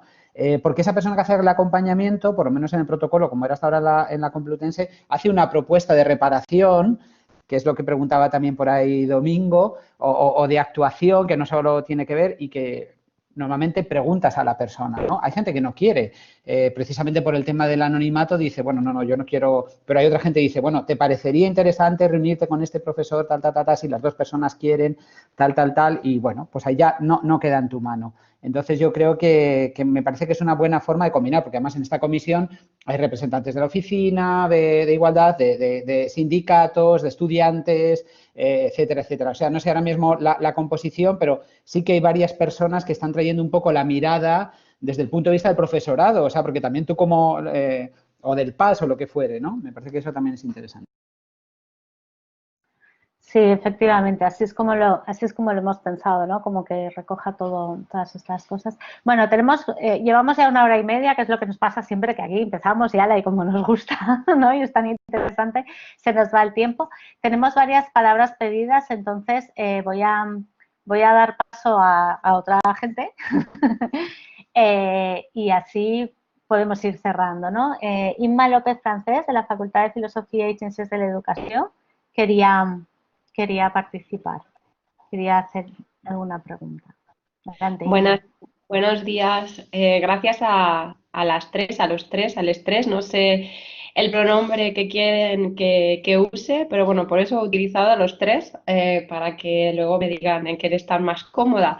Gracias por esto, ¿no? Por crear este entorno. La verdad es que más que una pregunta, es una reflexión que me lleva al escuchar y al también, bueno, yo soy de la Universidad de Valencia y estamos en curso en una investigación que ya está cerrándose a través de narrativas, que hemos recogido narrativas de personas heterosexuales, cisexuales y luego también narrativas de personas LGTBIQ en el ámbito universitario. Y estamos de alguna forma u otra ahora analizando, pues, bueno, comprendiendo y escuchando esas voces. Es curioso porque hemos encontrado, por ejemplo, con el tema del protocolo, que le acusan de ser demasiado formalista o alejado, y que también que una cosa de las que temen es las consecuencias que se van a generar una vez se inicie el protocolo. Es decir, hasta qué punto es 100% asegurable de que sea confidencial, piensan. Si van a ser llamados y llamadas profesoras, profesores, estudiantes para una construcción del relato, ¿qué consecuencias va a haber a posteriori en mi aula, en mi centro? No sé si me estoy explicando adecuadamente. Eso es uno de los temores que tienen a la hora de abrir o empezar un protocolo. Luego es curioso, como decía Kamal, que, por ejemplo, hemos encontrado narrativas que identifican mucho más las violencias que se viven en ciencias de la educación, en ciencias de la salud, pero las propias y las propias estudiantes indican que es porque hay muchísima más formación y de alguna forma y van identificando esas violencias. En otros centros hemos encontrado que existen esas violencias, pero que no las identifican como violencia. Es decir, hay un desconocimiento de lo que es la violencia LGTBI-fóbica. Por ejemplo, en ingeniería y arquitectura habían estudiantes que decían, no, sí, claro, pero es que hay chistes, hay burlas, hay una sensación de que las personas sexuales son promiscuas, la identidad es una moda, pero esto no es violencia, esto es parte del discurso, ¿no? Esto no es... Y, por ejemplo, en ciencias de la educación, pues ven que esto es hostil y que esto es una creación de un espacio no seguro.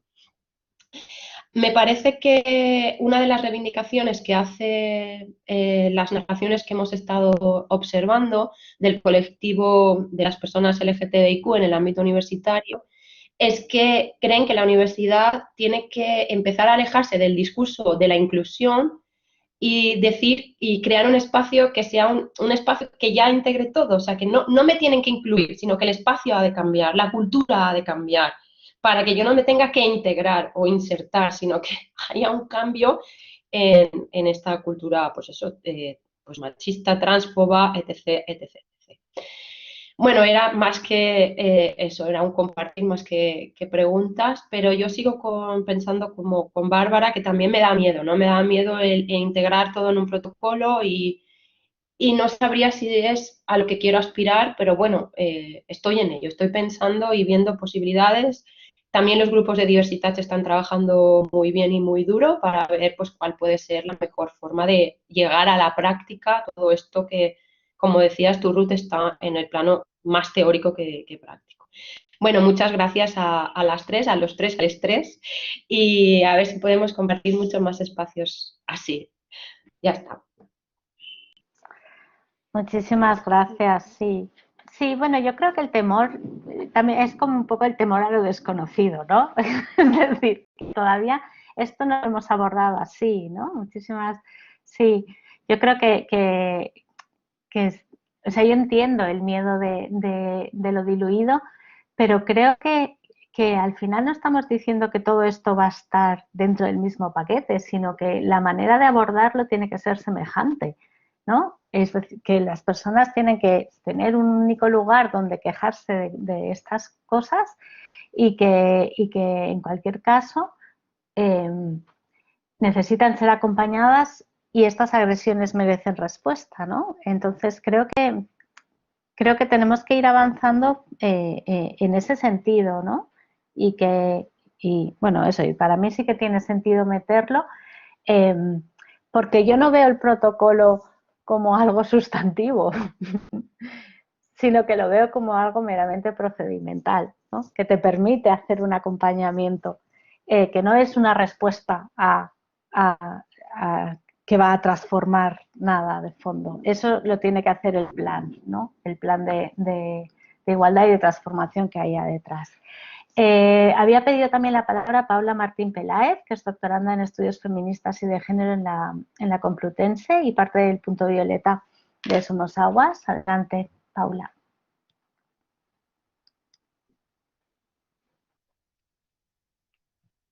Hola, ¿me oís? Sí, adelante. Un placer saludaros. No, yo por comentar, o sea, Vamos, soy miembro de la Universidad Complutense, del Punto Violeta Somos Aguas, que es un punto violeta que surgió en la Facultad de Ciencias Políticas y Sociología de la Complu.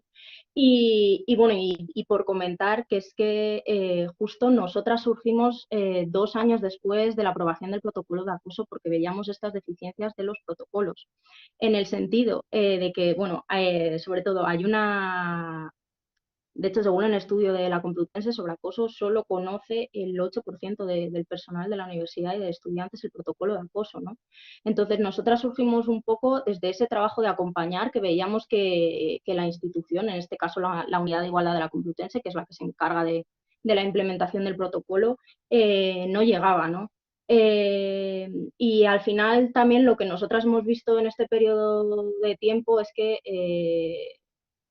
los protocolos ni siquiera llegan a ser punitivos, porque escasamente se sancionan y tienen poco o nada de reparativos también, en el sentido de que al final hay una violencia institucional muy grande hacia las personas que deciden denunciar, porque se les somete a un proceso en el que tienen que contar varias veces la situación de acoso vivida. En el caso de la Complutense, primero, bueno, ahora, como bien ha dicho Pichardo, se va a cambiar el protocolo de acoso, pero el protocolo actual que está, primero tienen que ir a denunciar, en este caso, ante la directora o la delegada de Igualdad. Luego tienen que contar lo que han vivido a la perita o perito en casos de acoso, y en caso de que se considere que hay motivo de sanción, a la inspección de servicios. Si el instructor o la instructora de la inspección de servicios decide que quiere volver a hablar con la persona que ha vivido acoso, tiene que volver a hacerlo. No estamos hablando de que tiene que contar 3 veces la situación de acoso vivida. Si ya hablamos de que esto es constitutivo de delito, la inspección de servicios tiene que elevarlo a fiscalía, y la fiscalía va a tener que volver a declarar. Y a mí hay algo que me escama y me duele muchísimo en los procedimientos de acoso de la Complutense, es que una vez que llega la inspección de servicios, se le está negando a las personas que denuncian el derecho de la víctima. Es decir, no pueden, digamos, reclamar una vez que se abra otra vez el procedimiento, en el caso de que digan que no es constitutivo de acoso, porque no se les considera parte ni interesadas en el procedimiento, mientras que a los acosadores sí que se les considera parte. ¿Qué ocurre con esto? Que los acosadores pueden pedir toda la documentación del caso y pueden ver, para empezar, el nombre de la persona que les ha denunciado, o sea que el anonimato también se pierde, ¿no? Y le dejas a la persona que ha denunciado en una situación de indefensión tremenda, ¿no? Entonces, desde mi punto de vista, soy un poco pesimista, pero para mí los protocolos se han convertido en una especie de lavado institucional que desde luego tenemos que empezar a repensar y a tomárnoslos en serio, porque definitivamente los resultados que dan incluso son contraproducentes para las personas que denuncian. Y bueno, y esa sería como mi intervención, y muchas gracias por estas jornadas y por abrir el espacio.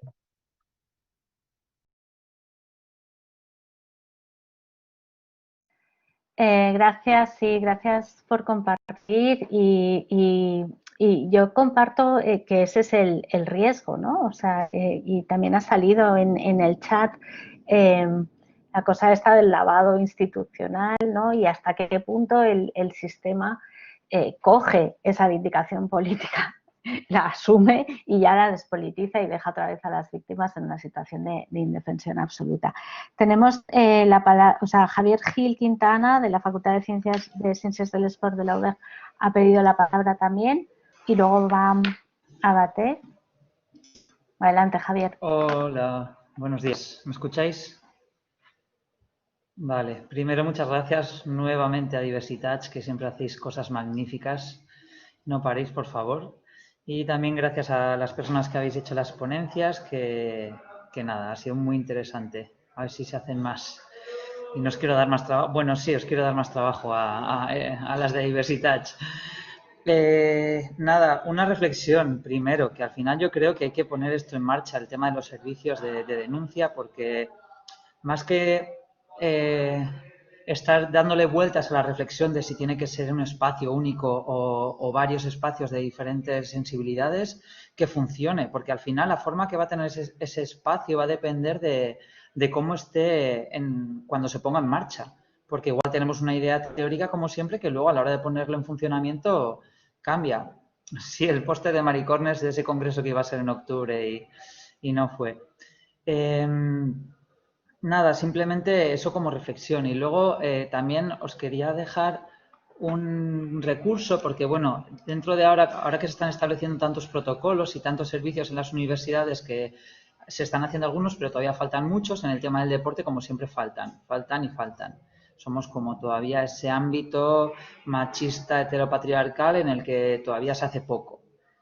Habéis hablado de un montón de cosas que hacéis en las facultades de Puntos Violeta, que vamos, ojalá se haga algo alguna vez en la Facultad de Ciencias del Deporte, porque se hace muy poco.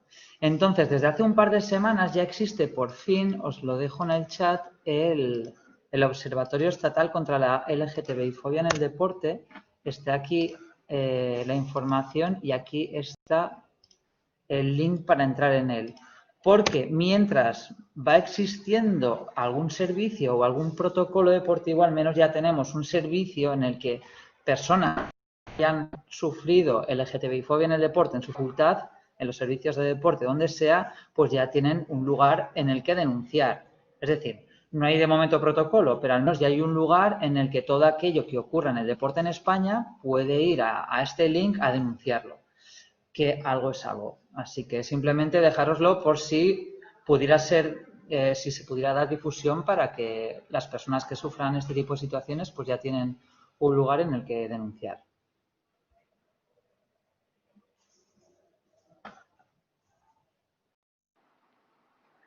Genial, sí, pues muchas gracias Javier. Abate, si toca. Hola, ¿qué tal? ¿Se me oye? Buenas. Sí, perfectamente. Vale, perfecto, muy bien. Muchas gracias por este debate muy, muy interesante. Y quiero apuntar algunas ideas sobre el tema del protocolo y otras cuestiones como propuestas. Primero, como docente, yo creo que es importante insistir sobre todo sobre el aspecto de la transformación más que el aspecto punitivo, aunque sí que creo que en un protocolo es importante para los delitos, digamos, realmente graves, sí que hay que mantener un cierto, digamos, un cierto límite como una medida de, primero de justicia, ¿no? Porque evidentemente todos somos iguales y nadie tiene el derecho de oprimir al otro por cualquier causa que sea, ¿vale? Eso en primer lugar. Por lo tanto, yo insisto y creo que es importante, siempre se insiste en esta cuestión, pero aprovecho para insistir más la importancia de la transversalidad de género en las asignaturas, en toda la universidad. Yo sé que el plan de igualdad de la Universidad de Valencia contempla en sus planes siempre la importancia de esa transversalidad, pero yo insisto más porque creo en la transformación a través de la educación.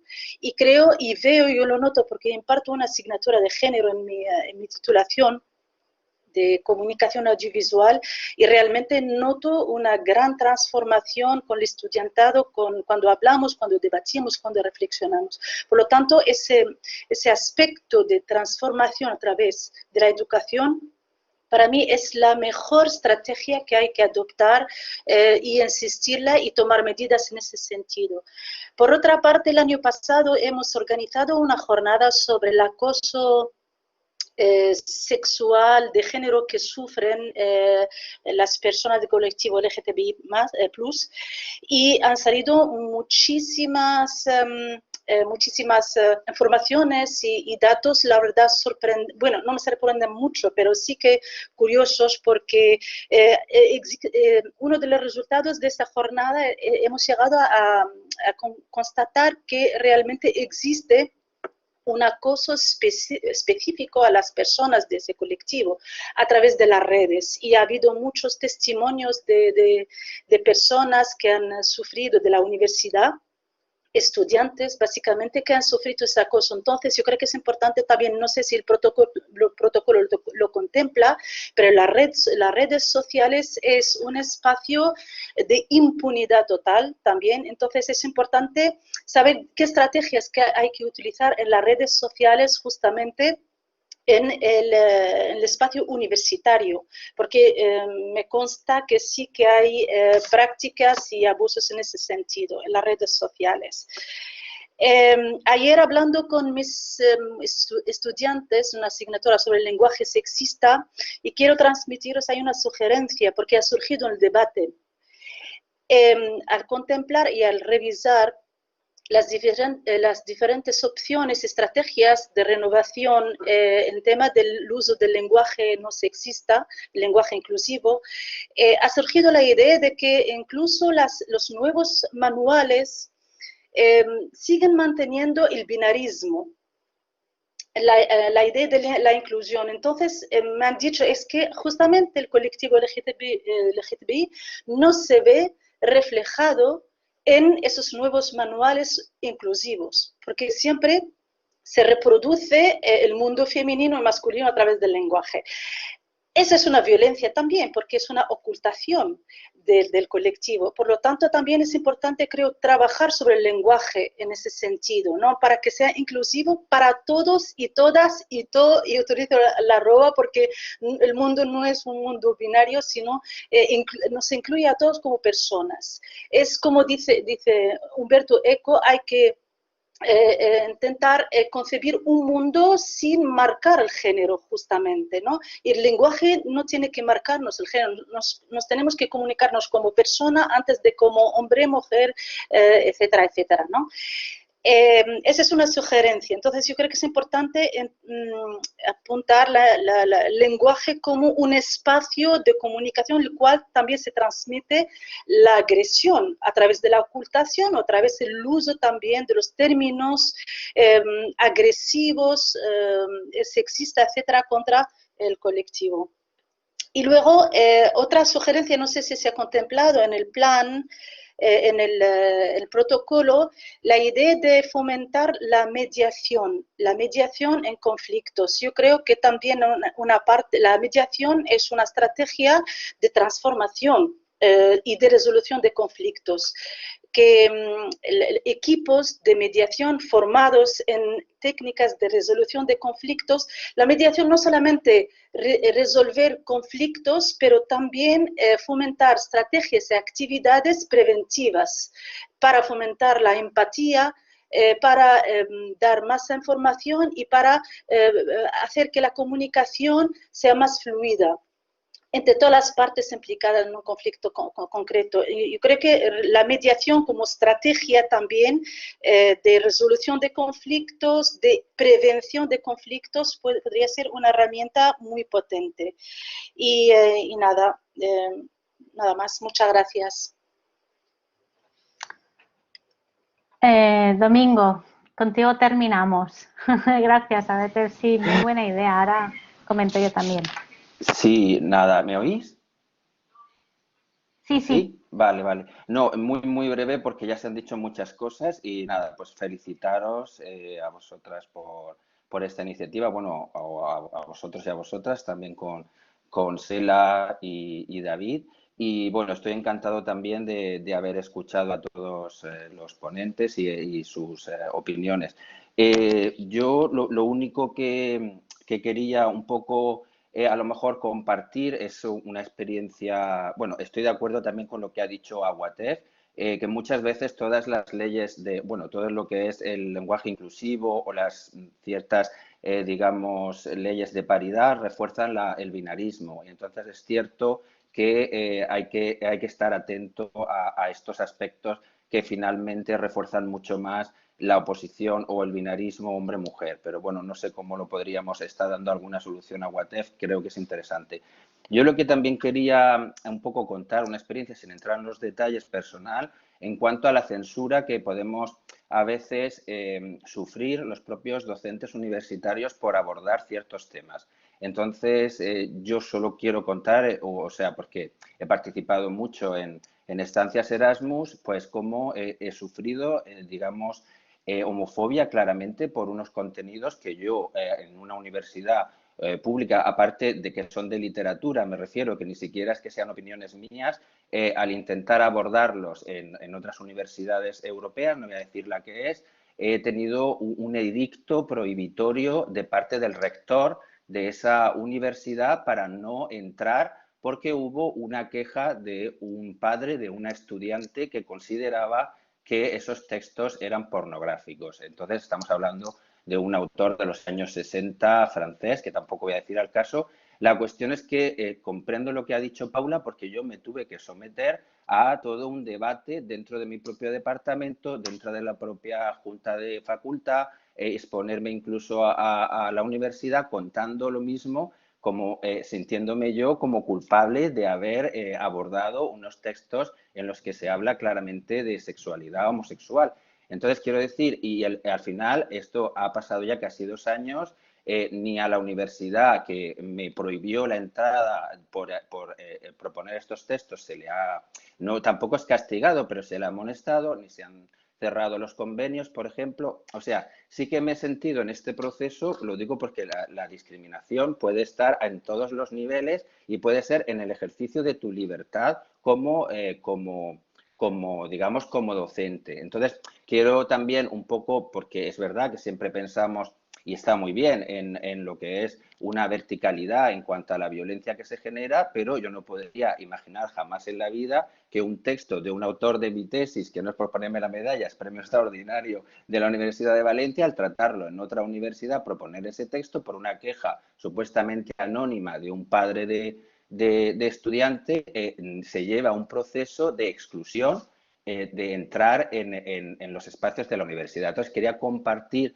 digamos, esta vivencia porque no sabía cómo, o sea, conducirla, a dónde acudir. Y bueno, creo que también si en el protocolo, no sé de qué manera se pudiera incorporar estos temas, aparte de lo que hemos dicho de reparación, porque yo no es que tenga una dignidad que haya que recuperar, pero bueno, de alguna manera sí que me veo en esa impotencia y creo que el tema de la reparación pues es muy importante cuando tú has sentido, digamos, cómo esa violencia del sistema influye tanto en tu función de docente. Y bueno, nada más, felicitaros de nuevo y compartir esto con vosotros y espero que podamos luchar entre todos y seguir adelante por hacer una transformación en las universidades. Gracias.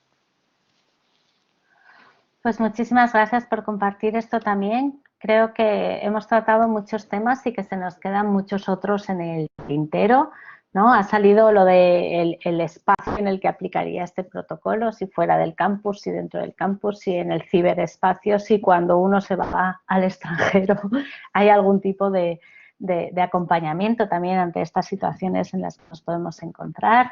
También ha salido el tema de la mediación como un instrumento menos punitivo, ¿no? Que también ha sido uno de los debates que hemos tenido de la necesidad de ir más allá de esta perspectiva y de no limitarnos al protocolo al final, ¿no? Porque el protocolo no es más que una herramienta y no es una herramienta que esté pensada ni para prevenir ni para transformar, sino solo para aquellos casos que son quizá un poco más graves, ¿no? Yo también lo de la mediación lo veo cuando la intención no es sancionar, cuando lo que se persigue no es sancionar, sino sencillamente que se deje de producir determinados comportamientos y que haya un acompañamiento ahí más general. Bueno, pues como siempre ha sido un placer, yo estoy muy contenta porque siempre participáis muchísimo todos, todas y todes y aportáis un montón de ideas importantes e interesantes. Vamos a seguir trabajando en esto, como os digo, estamos ahora revisando el borrador de protocolo en el que tenemos que ir, que todavía se puede mejorar y desde luego tendremos en consideración las cosas que se han propuesto y también todo lo que se está trabajando desde los grupos de diversitats. Muchísimas gracias a los ponentes por habernos dedicado este tiempo y por seguir trabajando en red que ha sido tan interesante hasta ahora y que seguro que nos sigue dando un montón de resultados y un montón de oportunidades para aprender unas de otras, ¿no? Muchísimas gracias y hasta otra. Chao. Muchas gracias, Adrián. Chao, Gracias. Chao. Beso. Chao. Chao.